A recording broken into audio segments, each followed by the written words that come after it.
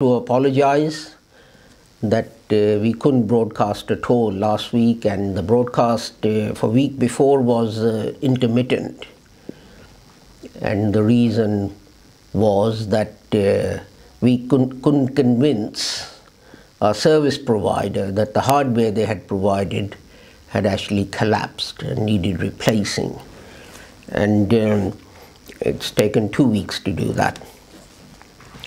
But now that we have new hardware, I hope you can see that we're back online. My apologies for that. Today's khutbah deals with one of the two verses of the Holy Quran. There are two places in the Holy Quran where it is said, cut off their hands. And I was asked this question at a meeting, and then a question came over the internet about what it means. And I thought I'll turn it into a khutbah. I will deal with each verse separately. And today's khutbah is about chapter 5 verse 38,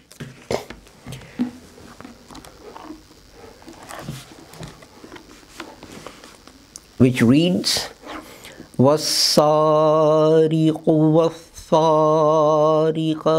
فَاقْطَعُوا أَيْدِيَهُمَا جزاء بما كسبا نكالا من الله والله عزيز حكيم.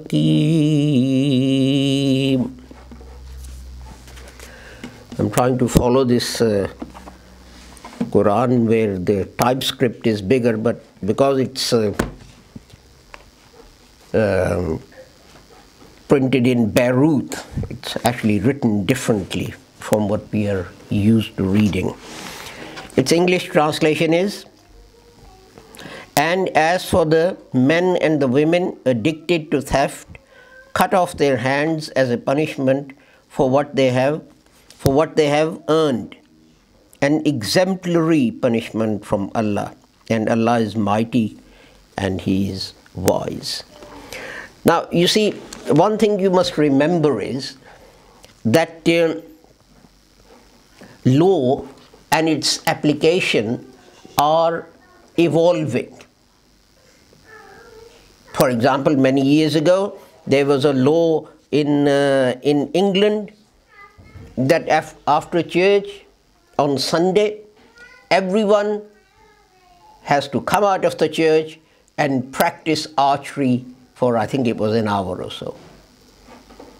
And if I was to go to the church just down the road and ask the vicar, let alone the congregation, whether they practiced archery, they will just look at me and they will laugh. Because that law was useful. Why was it useful? Because the way the system worked was that whenever the king needed to go to battle, he would say to various lords and lords of the manor and so on, I want you to provide me with 50 or 100, depending on how big the estate was, soldiers. And those soldiers had to be able to use the sword and the bow and arrow and be able to ride horses and all this kind of thing. So it was made a law that you practice that after church every Sunday. Now no one does that because there is no need for that. Now there is another principle we must remember, and that is that as society evolves and changes, the application of law evolves and changes. And we have to look at the laws and see how they apply today, and not how they were applied 500 years ago or 1,000 years ago or 1,500 years ago. And as I have done previously with many other verses of the Holy Quran, what I want you to do is to actually look at different parts and different elements of this verse of the Holy Quran. One word is cut off that we need to look at. And the Arabic for that is faqwa'u, cut off. But this is used in many places in the Holy Quran and applied in a different way to literally cutting off. For example, in chapter 2, verse 27, they say they cut off Allah's commandments. Now, how do you cut off Allah's commandments? When Quran says cut off Allah's commandments, what do you mean by that?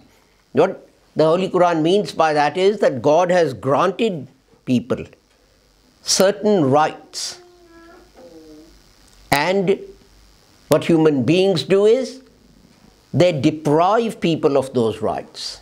So they cut off Allah's rights. In chapter 3, verse 127, it speaks about cutting off people. What does that mean, cutting people off? Does it mean you cut their heads off? Does it mean you chop them in two at the stomach or that way? No. Cutting people off was cutting them off from their leaders, separating them from their leaders who were leading them astray. So what I'm saying is that even in the Holy Quran, this word is used in many different ways. Here people say, when it talks about cutting off hands, then it is literally taking someone's hand who's stolen and separating it from the body. But the same words are used when we talk about Joseph.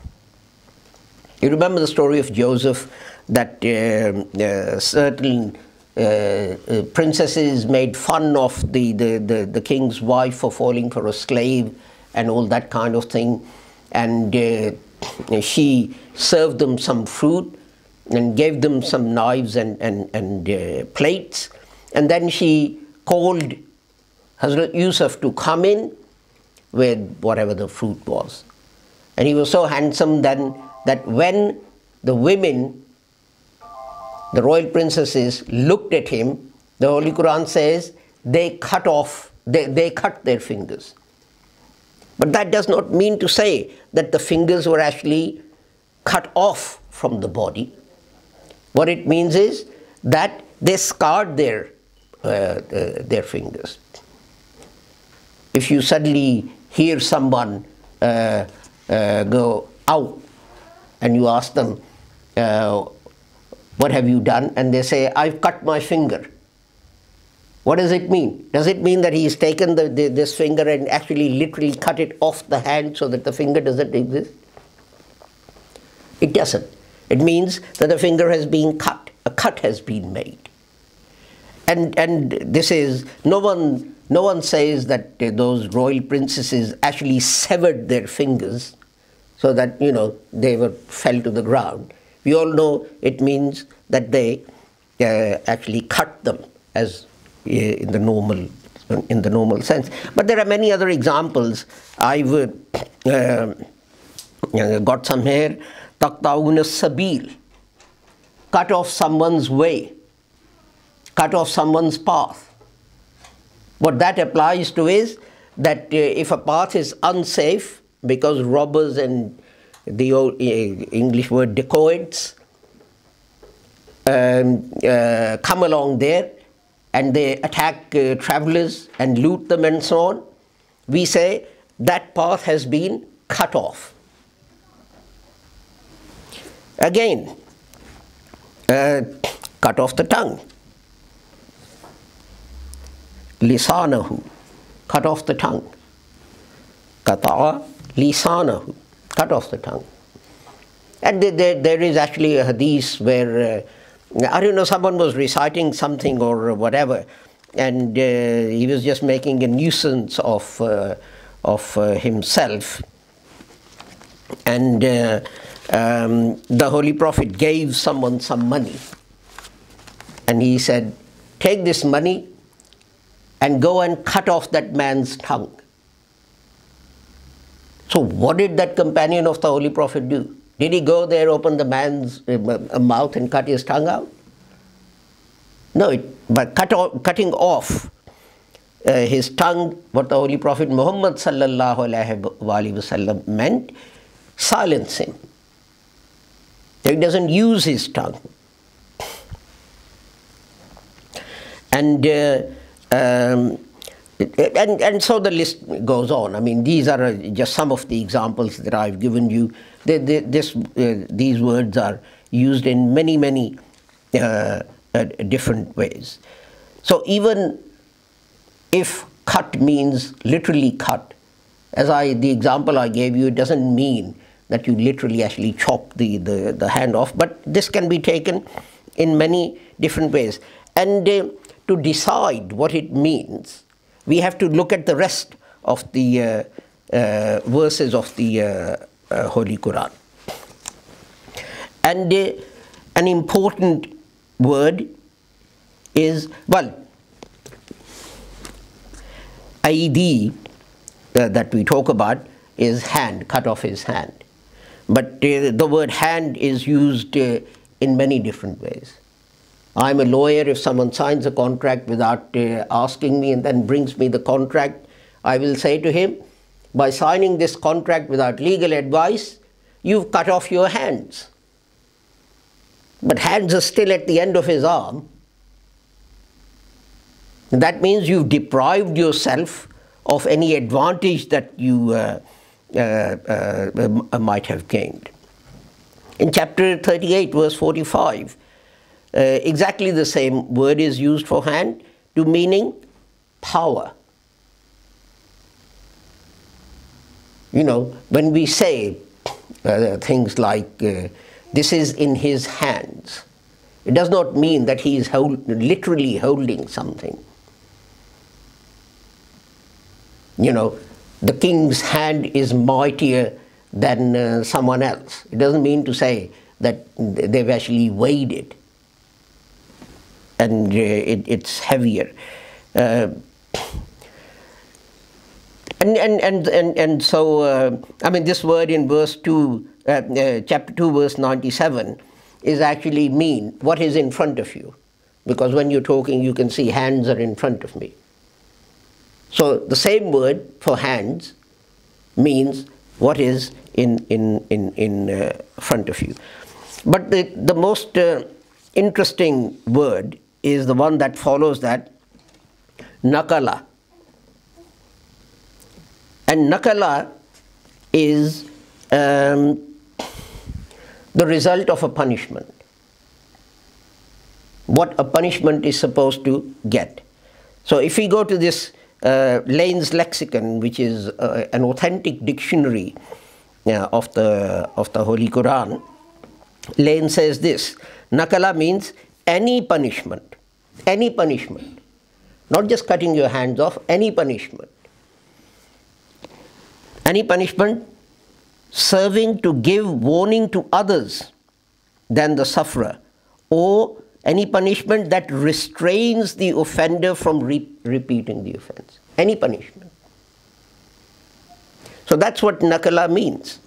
And there are many people who say that if we, rather than look at this verse in a very narrow sense, that if someone steals, you just cut their hands off, you also look at the reasons why. But that's a separate thing. But the people say we can take this in a much broader sense. That if someone And Hazrat Maulana Muhammad Ali says, someone, man or woman, is addicted to stealing. So it doesn't mean to say that the first time you do it, this punishment is meted out to them. And they say, then impose upon them a punishment that will stop them from committing this offense in the future. And I'm taking this meaning of the word nakala as given by Lane in Lane's lexicon. So you don't necessarily have to say that this verse means that you literally cut off their hands. You can say, well, whatever, as Lane says, whatever punishment will stop them from doing it. And you can put people in prison. You can put them on doing community service, whatever it is. There are hundreds of things you can do. But if you're going to take it literally, I still believe that it does not mean that actually physically cut off the hand, but what it means is make a mark on the hand to show that this man is a thief. This is no different from someone going to prison and the government saying, okay, you are sent to prison for 12 months, but we let you out after 6 months, but we'll put a tag on you. And that tag means that between certain times you have to be at home. So that is just a mark to show that this person has been to prison. Or the idea of community service is that you've harmed the community. And one thing is you do some service to put something back into the community, but also to make you feel ashamed of what you've done. That everyone can see, because they put on special jackets and whatever they do is clean graffiti and cut grass and so on. But you just have to drive by and look at people and you can see that they're doing community service and you know that they've done something wrong. So if we take this verse to mean that you cut their hands, put a cross on their hands with a knife. Or actually it says right hand first, so you do it on the right hand. So whenever they put their hand out to shake someone's hand, people can see that this man is a thief. So whatever punishment, it doesn't necessarily have to be physically separating the hand from the rest of the arm, because you see the next verse goes on to say, and whoever repents after wrongdoing and reforms, Allah will turn to him mercifully. Allah is forgiving and Allah is merciful. Well, you cut his hand off. So how are you going to forgive him? How are you going to turn to him mercifully? If you put him in prison, if you put a mark on his hand and he repents, then that can, and it happened. There was a man, he was a robber, and he used to rob caravans and travelers and so on. And he heard someone recite this verse aloud. Whoever repents after wrongdoing and reforms, Allah will turn to him. Surely Allah is forgiving, merciful.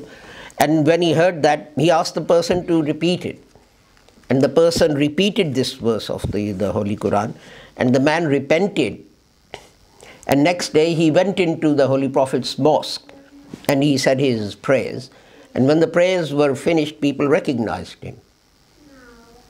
People recognized him and they tried to arrest him. They said, we're going to arrest you and we are going to punish you. And he said, you can't. And when they said, why can't we? He recited this verse of the Holy Quran. Whoever repents after his wrongdoing and reforms, Allah turns to him mercifully. So he said, I've done that, so you are no longer allowed to punish me. And they let him go. And here we're talking about companions, Razilullah Ta'ala anhum, of the Holy Prophet Muhammad. They didn't cut off his hand. And the point is this, once you cut someone's hand off, I suppose these days maybe you can keep the hand in deep freeze and wait for the man to repent, and then if he repents, then get a surgeon to sew his hand back onto his arm. But it might be a lot easier to give him some other punishment, such as putting him in prison or community service, or even putting a mark on his hand, which will disappear with time. Next week I will deal with the other verse, which is actually, perhaps I should have started with that first, which is a few verses before. I think it's verse, is it 33? Yes, verse 33, that punishment to make mischief in the world is that their hands should be cut off. So, but you see, 4 verses before it says, those who kill and create mischief on the land, cut their hands off. So how can it be right that someone goes and steals a loaf of bread and you cut his hand off as well? One crime is much more serious than the other.